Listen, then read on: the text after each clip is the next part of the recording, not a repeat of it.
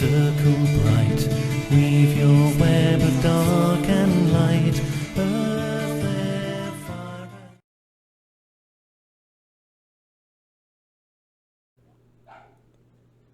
Good morning, everyone. Welcome back to Witches the Moon. I'm your Monday host, Natalie, and this week we are discussing Invoking the Witchfather.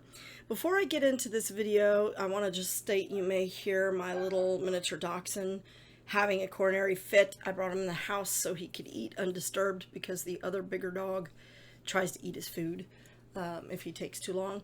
And I also wanted to pay homage to my friend Gabriel Ayala, who provided and made these beautiful earrings that you see right here.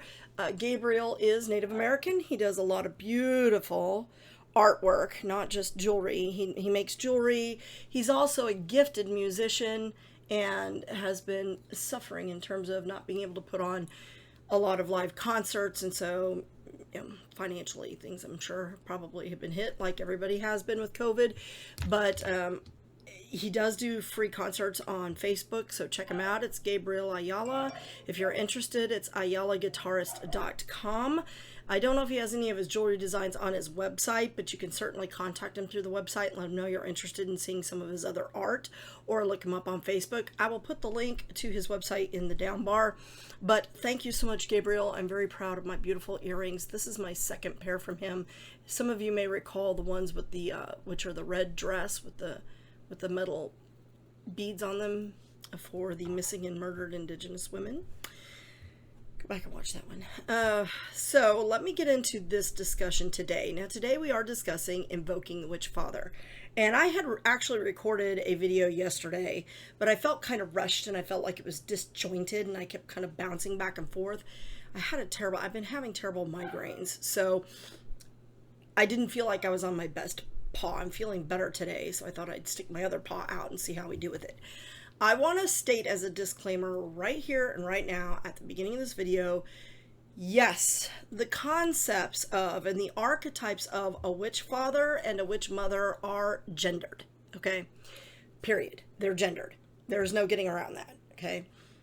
We have to remember that in order to come into this world, we need a mother and a father in some capacity. This is in no way exclusive of those who identify with a different gender, identify as non-binary, pangendered, transgendered, or any other aspect of the LGBTQ community, okay? This discussion is not meant to denigrate or degrade that. We're talking about archetypes of energies within the practice of magic. So let me just put that out there. That being said, I am going to refer to the masculine divine and the feminine divine and the energies that go with that and some of the general concepts that are generally associated. Bear in mind that there are exceptions to everything on the planet, okay? There are women who are as strong as some men. There are some men who are as effeminate as some women that identify more with that. I get that. What we're talking about here is simply the energies and utilizing those within your craft, calling upon those what are typically associated with masculine energies to draw upon the archetype of the father to bring balance to your magic. Okay, so going forward, keep that in mind. I really hope not to see a ton of angry, hate-filled comments, because this is in no means supposed to be exclusive of anybody. We all, regardless of who we are or how we identify ourselves, have a mother and a father, okay? Maybe not the best mother and father. I'll admit that there are some people that, have had absent fathers, absent mothers. I get that. This is talking about the practice of magic and the use of archetypal figures within that magic to draw upon those energies, period. Okay, that being said, the witch father is often represented or recognized as the godhead or the god, okay? So when you're talking about masculine energies, we're talking about protection, but of a different type of protection than what we would gain from a mother. Now, many of you know that if you've seen a pissed off mother, she can be as mean as a bear, and she can be quite physical and protective of her children. But men typically are of a larger stature, heavier weight, and have more physical upper body strength than most women. So we're taking that type of protection, that sort of brute, getting out there and fighting type of energy. Whereas with mothers, we tend to think of the protection as being more of a nurturing nature, more of a emotional, physical, but of a different type, if that makes any sense. I hope that you guys can get a concept of what I'm talking about. And more emotional protection rather than that physical brute strength. We also think about fathers as being quite logical in thinking, right? Men tend to be very linear in their thinking, not all. Again, remember, we're talking in generalities here.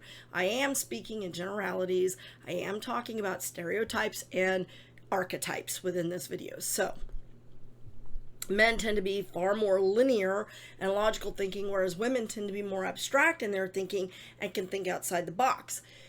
What's key to both of these concepts, and what's really important to hang on to, especially in terms of your magical practice, is that these are not polarities per se.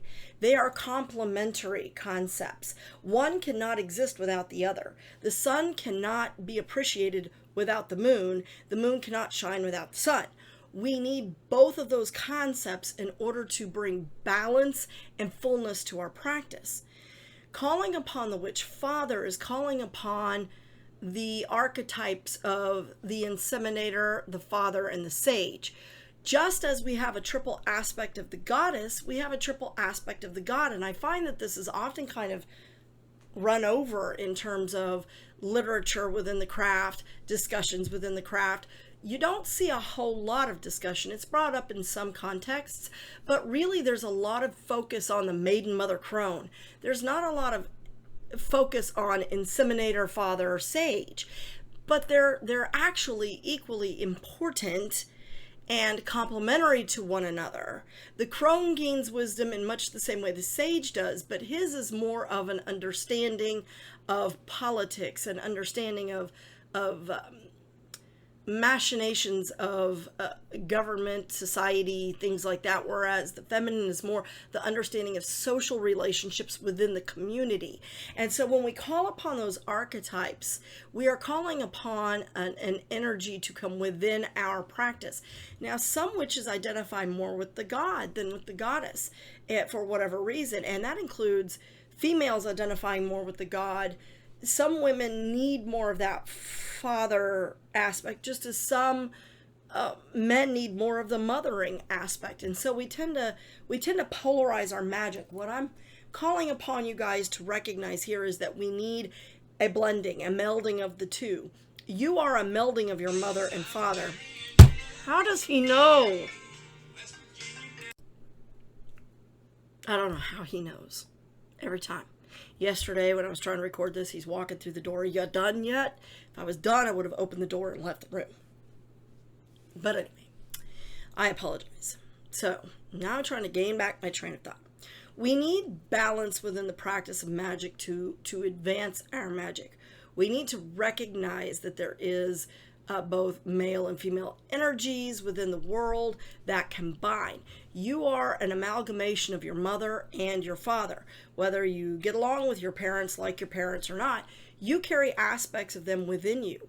You carry aspects of every male and female that has come before you in terms of your grandparents, great-grandparents, great-great-great-grandparents, aunts, uncles, all of that mixes together, all of your ancestors, they come together within you.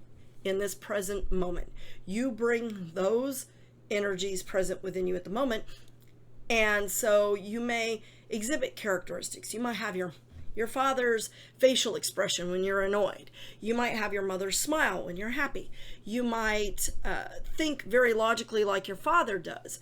You might love poetry like your mother. Perhaps your father likes opera. Things like that. You carry some of those aspects within you. Just as all of us carry aspects of the masculine divine and the feminine divine within all of us. And so it's our almost our duty. I hate to say that. Remember, this is my opinion, people, okay? In my opinion, we have a duty to bring forth those energies. When we invoke the Godfather or the Witchfather, we do that to bring within our practice an understanding of that fatherhead, that inseminator for new ideas, right? Just as the maiden is ripe with possibility and fertile with things, the inseminator is equally important to bring those ideas to fruition, right? To start that spark, to give it that it needs to start going. The father and the mother both protect and nurture, but in much different ways. The sage and the crone carry with them the wisdom of a feminine lifetime and a masculine lifetime, and understanding how those relationships work together. We need to bring that into us. Now, how to invoke the Witchfather. Many of you have heard of drawing down the moon. That's a very popular ceremony or ritual in which we draw down the energies of the feminine divine within ourselves. The person who is drawing down the moon takes within themselves the goddess and speaks as the goddess. Many of you may not be aware that there is a parallel ritual called drawing down the sun. Now, it's not true for all cultures, but in modern witchcraft practices, the moon represents the goddess, the sun represents the god, the masculine, feminine, masculine, feminine, the divine feminine and the divine masculine, right? So we draw down the sun in order to speak with the wisdom and the words of the god. That is one ritual in which you can invoke the Witchfather.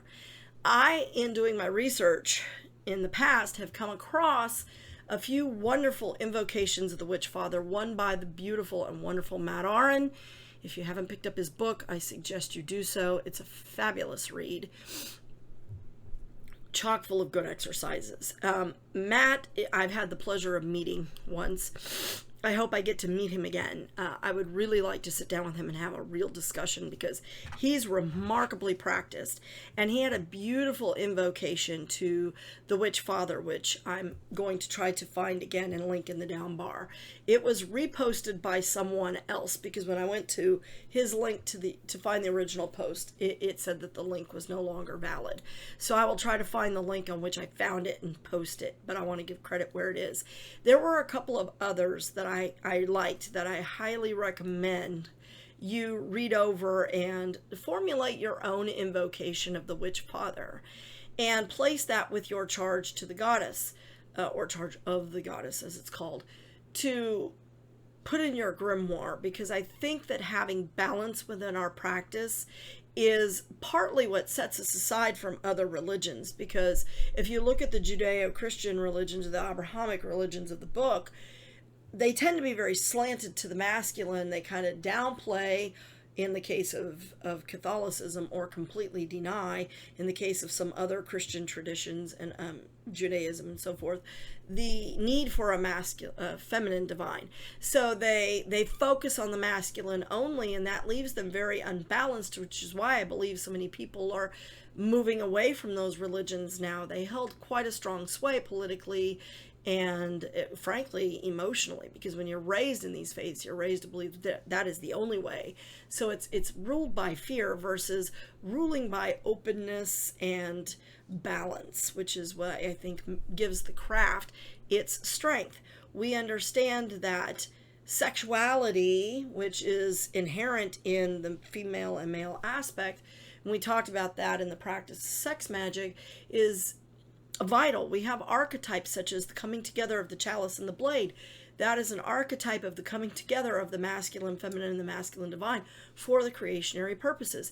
And when we're needing those creationary aspects, I think it's important not to call just on a goddess, but to call on a god also who we can associate with creation, or perhaps someone else who is considered an aspect of the masculine divine, such as the bard Taliesin. If you call upon Taliesin's energies, as well as, say, Caradwyn's cauldron, right, because Taliesin and Caradwyn are intricately linked, then you've got a balance of your creative energies. You have not only the egg, but the sperm. You have not only the idea, but the dynamite, but the spark that lights it. So you have what's needed to bring everything together, and you're probably far more likely to find that your magic is more effective, because frankly, I think the research shows that when life is unbalanced, it's ineffectual. So I think that magic that is unbalanced in this regard is also largely ineffectual. Not to say that it can't be, I'm sure there's going to be people that are going, I've never called on the Witchfather. I've never recognized the masculine divine. And I've always had really potent magic. Maybe you have, okay? I don't know. I know for me, it's very unbalanced. Excuse me. So I'm hoping that I can bring to your forethought the idea of the importance of recognizing men as a valued part of society. I think in terms of the way we've gone in society, I think that we've taken kind of a sharp detour towards extreme feminism. And I'm a woman, I'm a feminist. Believe me, I can do pretty much anything that I set my mind to. And I would damn near put my skills towards any man's in terms of almost anything I can do. However, I have to recognize that there are just some things I'm not good at. Some things that my husband is by far better at. And I have to understand and recognize the importance of his role in our daughters' lives and what that means. And I think that we have kind of pushed men under the rug a little bit, especially in terms of the craft. There's so much information on the feminine divine and moon magic and all of that, and you don't see a lot on the masculine. So I would encourage you to explore that aspect and get in touch with the masculine divine. Find the masculine divine within yourselves. Make a list of characteristics that you see within yourself that remind you of your father or your father figure or the masculine divine, something that we typically associate with masculine qualities, and see how you can balance your magic utilizing all of those archetypes. I appreciate you all watching this video. Thank you very, very much for your interest in the program and in the channel, and I hope that you all have a wonderful Mabon. Today is Mabon. It's the 21st of February, so please get out and celebrate the beginning of the autumn time. This is my favorite time of the year. I feel like I come alive. I opened the door today and it was 70 degrees in Texas, and I'm like, yes! I was ecstatic. It didn't have quite as strong of the autumny smell that I associate, but it had a little bit of it, and I'm trying to suck it into my very congested lungs. So it looks like we have some rain that may be moving in today, and I think that's drawing some other things in with it, along with the storms that are brewing up stuff and the smoke that's blowing in from everywhere. So, and to Alexander Cabot, who may or may not be watching this video, but I want you to know that I wish you a very happy birthday, my friend and brother. I love you, and I hope that your day is blessed. Thank you all so much for watching, and blessed be.